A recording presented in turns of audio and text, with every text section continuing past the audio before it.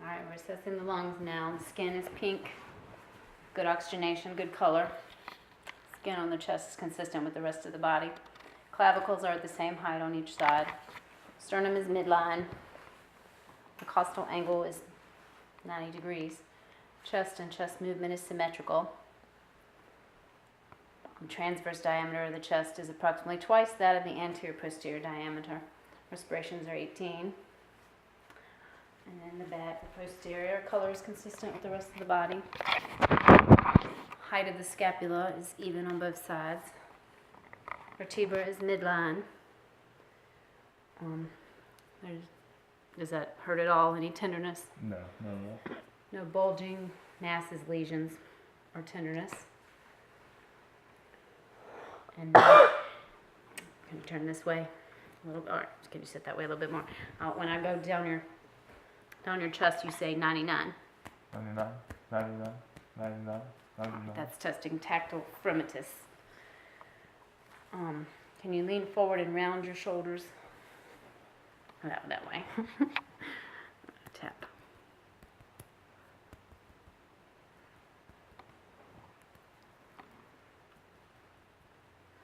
And I'm percussing the chest. And I hear resonance over the lung area. Any pain with that? No, not at all. When you breathe and feel that thoracic expansion. And I'm going to measure the diaphragmatic excursion.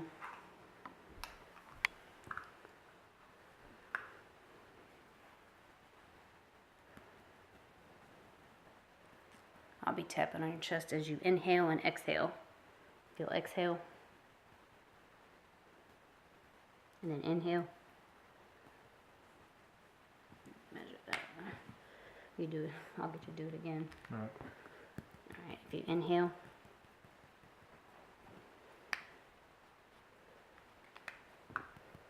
And then if you exhale.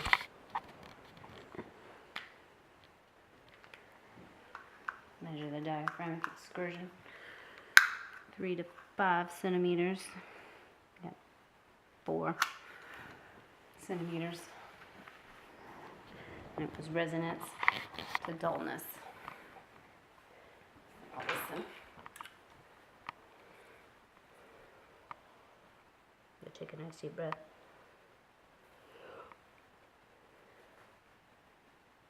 I hear resonance.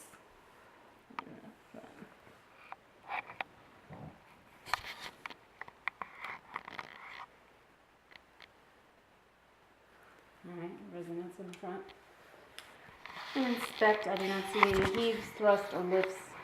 I see pulsations. And then I'll have to palpate at the PMI, the point of maximal impulse, which is at the apical, which is at the left fifth mid-clavicular line.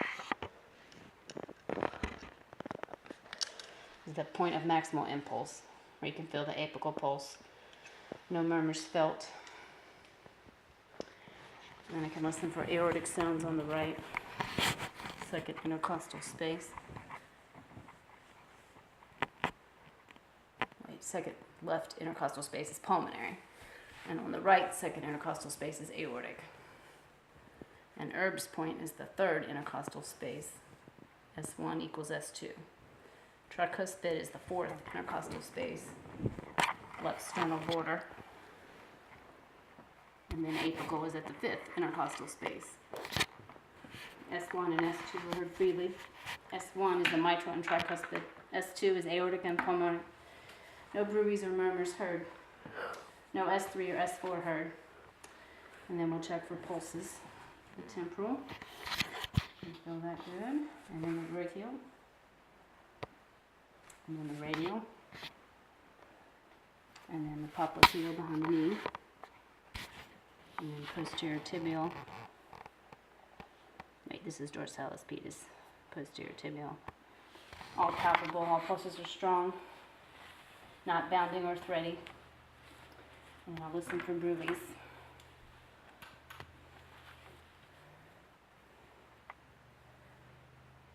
The temporal and the carotid. No bruits. And then you go to your abdomen. You have to lay out quadrant. Abdomen's flat. Normal hair distribution. Symmetric, no bulges, no masses. Positive for pulsations and respirations. Umbilicus is in the center. It's inverted. No drainage, no pulsations there. And I'll auscultate for vowel sounds, starting in the right lower quadrant.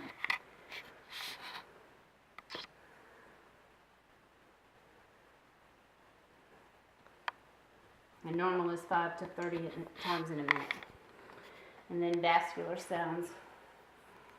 Some at the mid for the renal arteries on both sides. And then the iliacs. And then the femorals, both sides. No vascular sounds or friction rubs heard. No pulsations or hums. No friction rubs over liver and spleen. And then I'll have to percuss the abdomen. So I'll be tapping on it. Just breathe normal.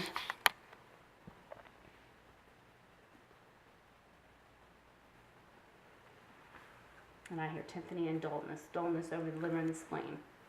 And I need to measure the liver. And the rib cage on the right mid-clavicular line. Right in here. No ridges or masses. With intercostal space. Right in there. Right in there. Right in there. And I went from tympany to dullness.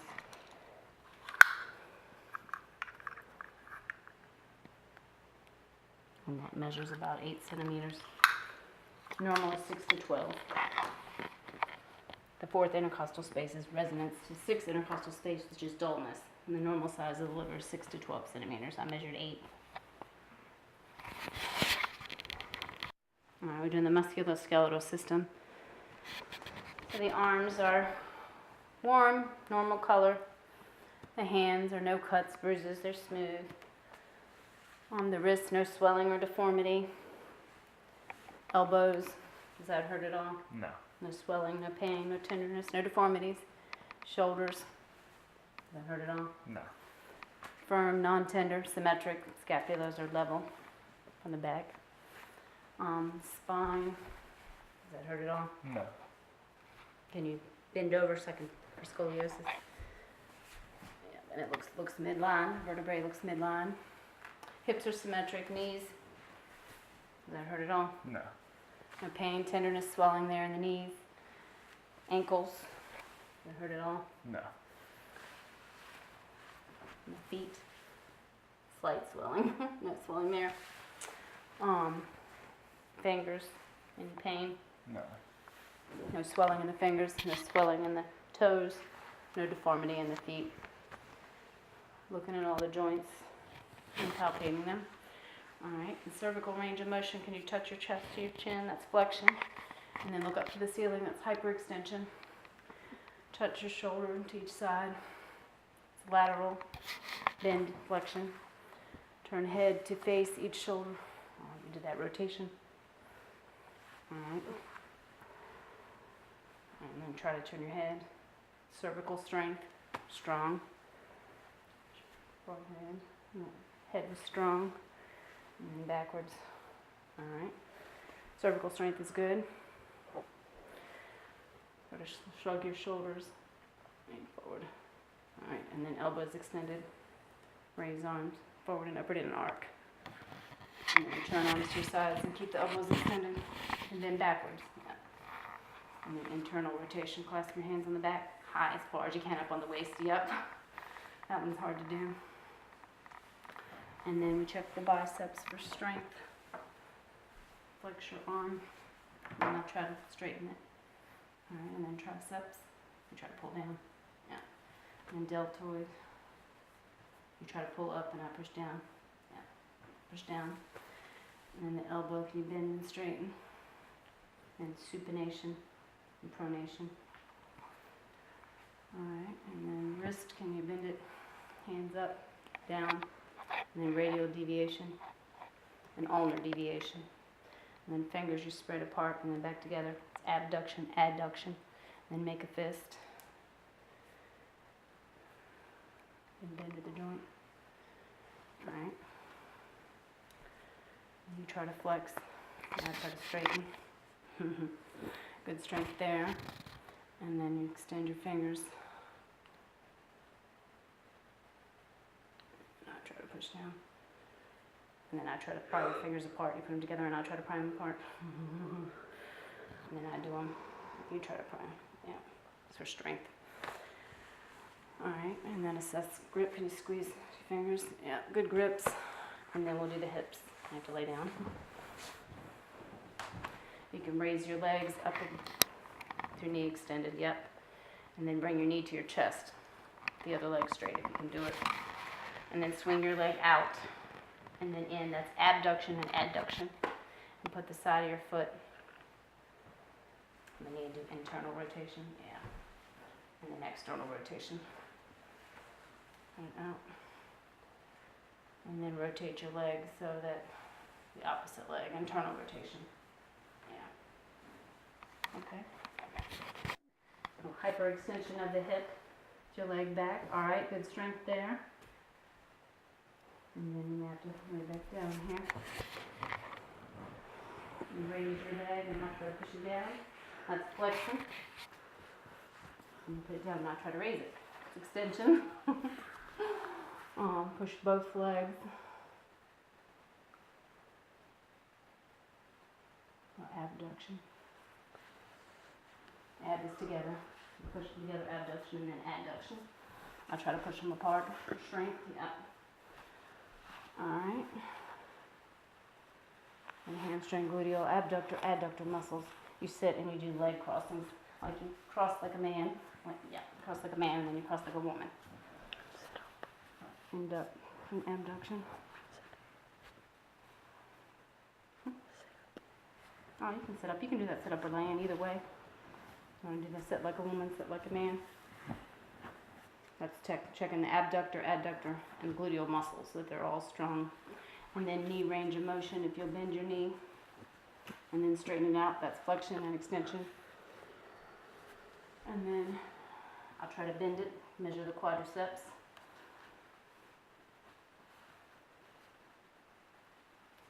And then you bend it, and I'll try to straighten it. Measure the glute.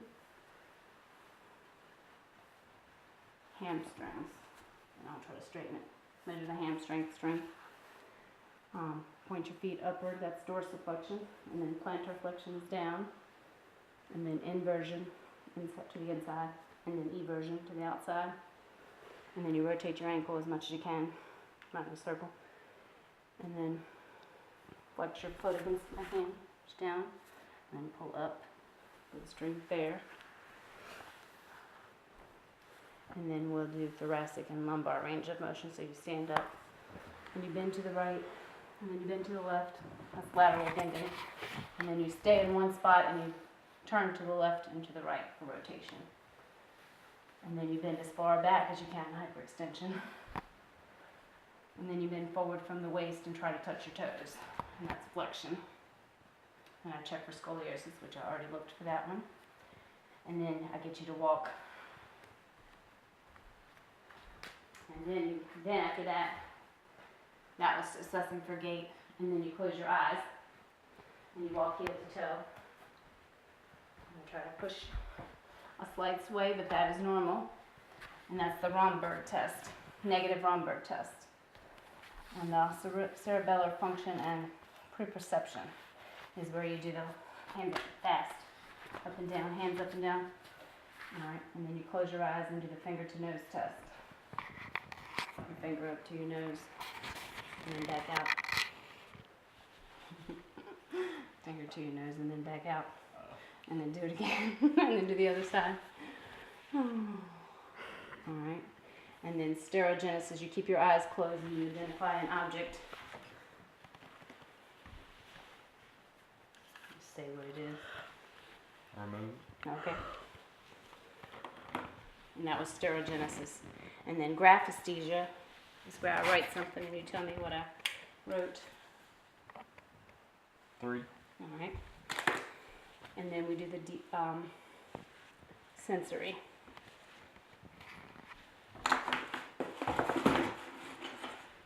With your eyes closed. Dull. Okay. Sharp. All right. And that was the sensory. And we did sharp and vibration.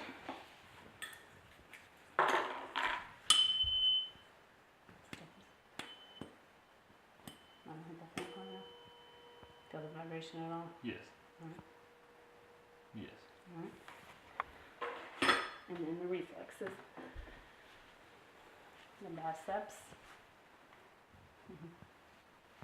Alright, there's biceps, and then brachioradialis. Alright. And then the triceps. And then the patella. You're supposed to distract you with holding your hands apart like that. Alright. And then the ankle jerk. Alright.